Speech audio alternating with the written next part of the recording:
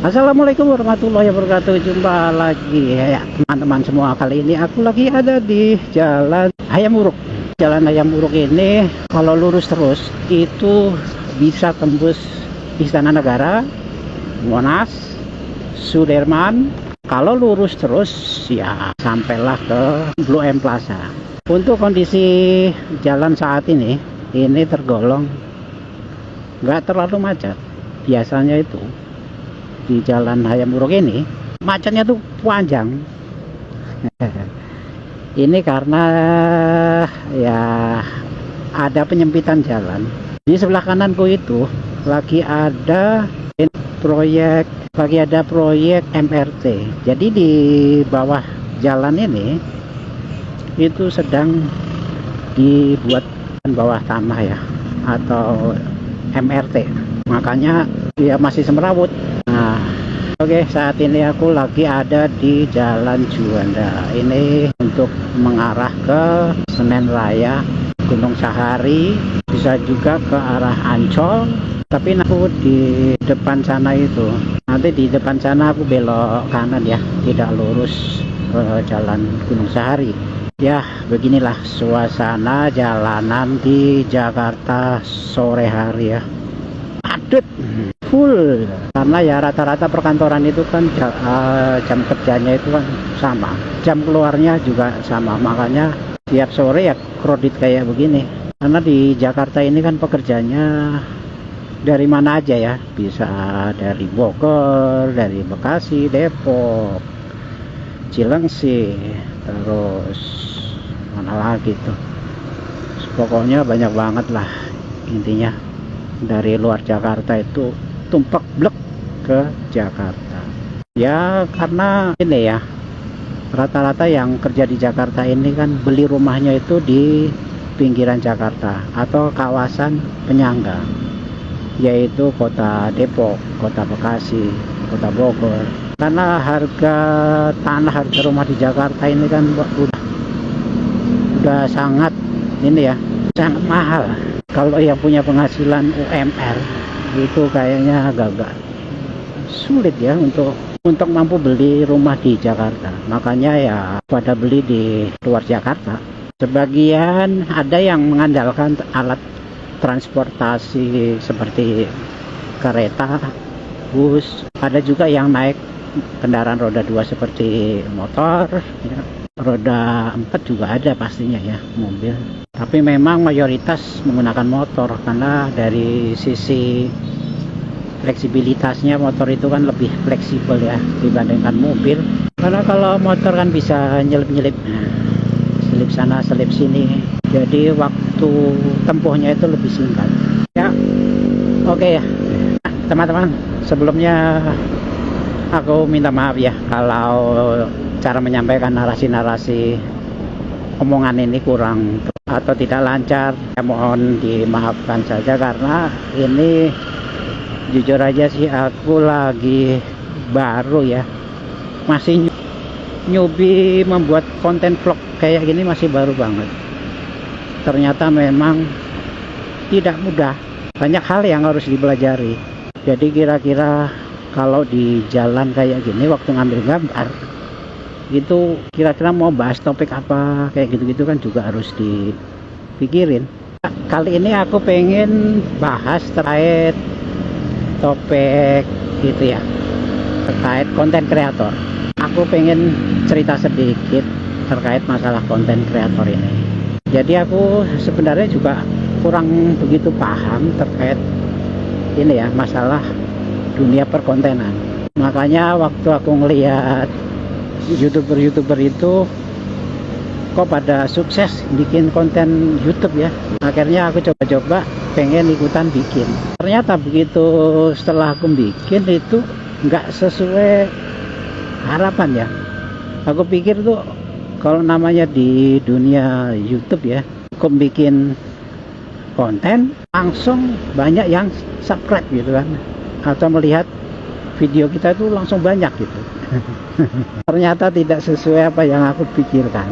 Jangankan subscribe ya, yang melihat video kita itu aja nggak ada. Tapi Tapi ya itu tadi, setelah aku terjun langsung di dunia perkontenan ini ya, per YouTubean ini, jadi tahu ya bagaimana effortnya jadi konten kreator.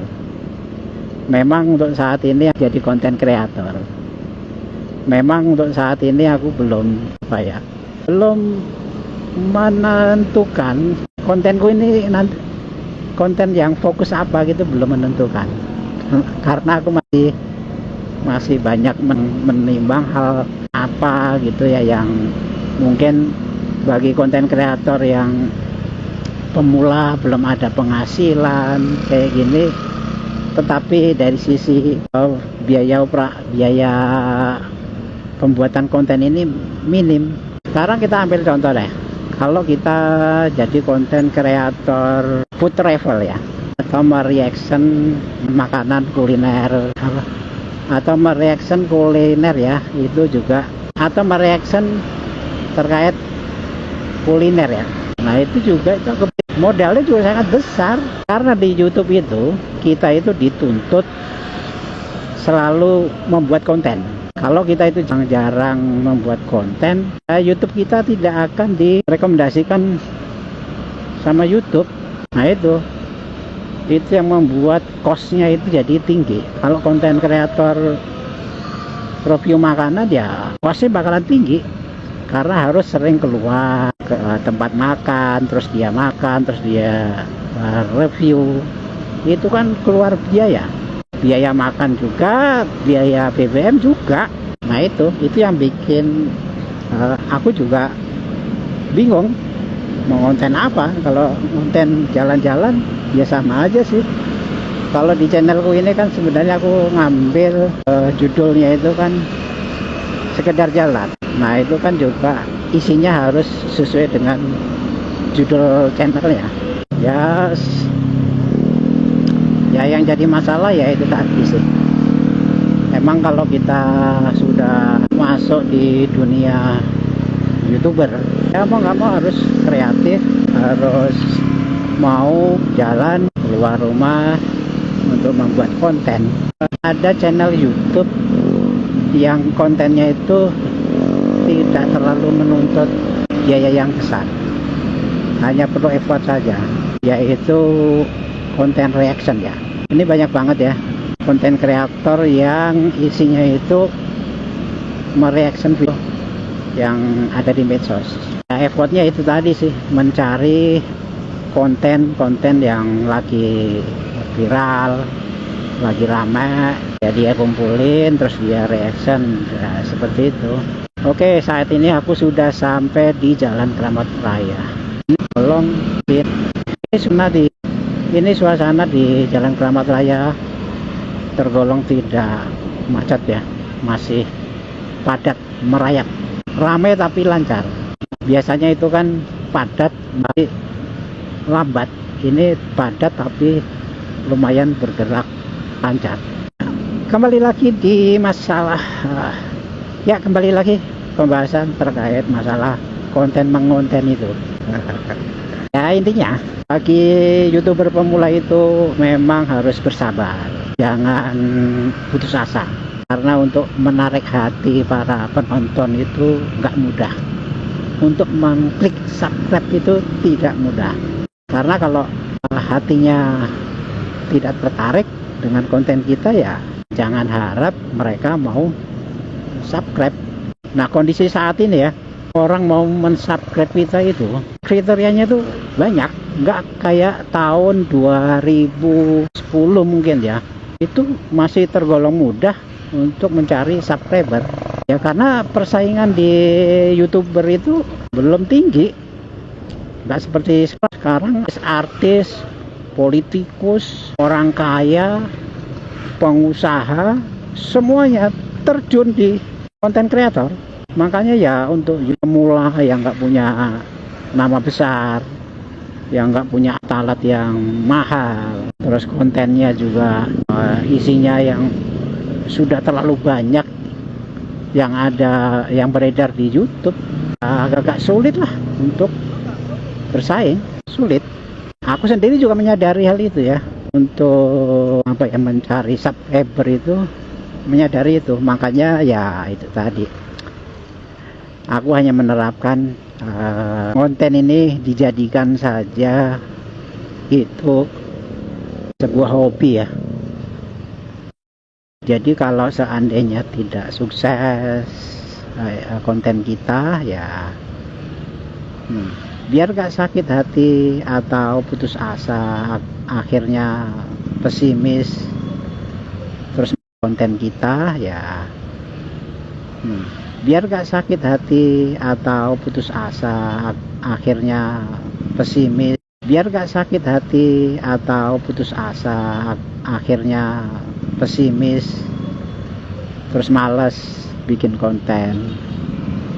Nah itu yang harus dijaga, ritme motivasi di diri kita ya, kalau mau jadi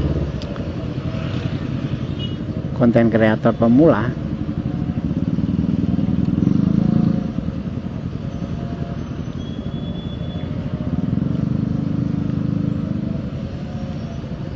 Sebagian besar ada yang nah itu yang harus dijaga, ritme motivasi di diri kita ya, kalau mau jadi konten kreator pemula. Motivasi di diri kita ya, kalau mau jadi konten kreator pemula.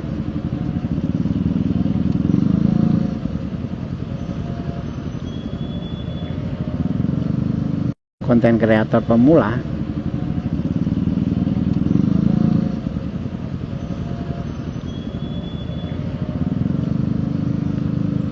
Sebagian besar ada yang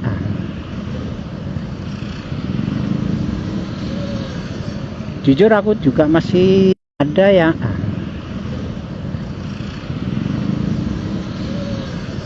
jujur aku juga masih bingung ya terkait penghasilan sebagai konten kreator ini ya. Ada yang bilang atau memberikan simulasi pendapatan di YouTube ya, itu kadang bikin kita tuh juga jadi pesimis atau down ya, karena ya konten kreator ini ya, ada yang bilang atau memberikan simulasi pendapatan di YouTube ya, itu kadang bikin kita tuh juga jadi pesimis atau down ya, karena ya itu pendapatan di YouTube ya, itu kadang bikin kita tuh juga jadi pesimis atau down ya, karena ya itu penghasilannya per 1000 penonton itu cuma berapa ratus atau berapa ribu doang gitu.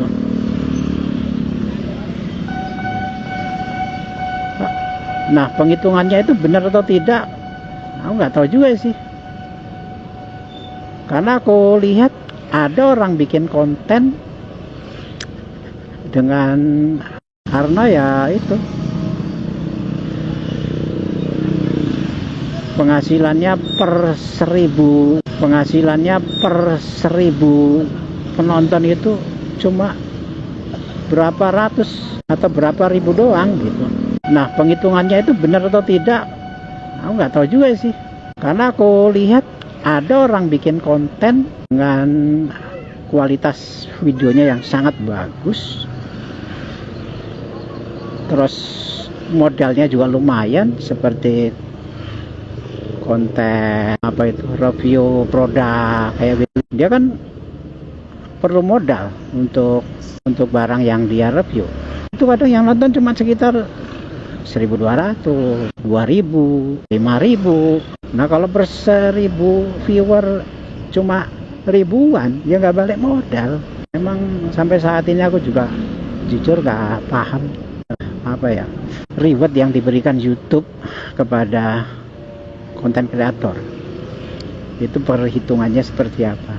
Karena kalau memang rewardnya itu kecil, kenapa banyak sekali orang yang bertahan dan membuat channel YouTube. Padahal kayak siapa ya, Raymond Shin, terus anggota DPR, pengamat politik, pengamat ekonomi, itu juga pada bikin channel YouTube. Cuma kalau dari para pengamat yang aku sebutkan tadi membuat channel YouTube, itu motivasinya aku nggak tahu sih. Apa karena memang butuh finansial atau karena cuma pengen ini apa ya, semacam berbagi wawasan atau penyampaian apa yang menjadi unek-unek di pikirannya. Itu yang aku nggak tahu jawaban pastinya. Oke teman-teman, terima kasih vlog kali ini. Terima kasih yang sudah melihat video ini dan mohon kebesaran hatinya untuk memaafkan kalau ada kata atau narasi yang salah, dan mau subscribe channelku ini, channel yang masih kecil yang baru dibuat. Terima kasih. Wassalamualaikum warahmatullahi wabarakatuh. Love is my life.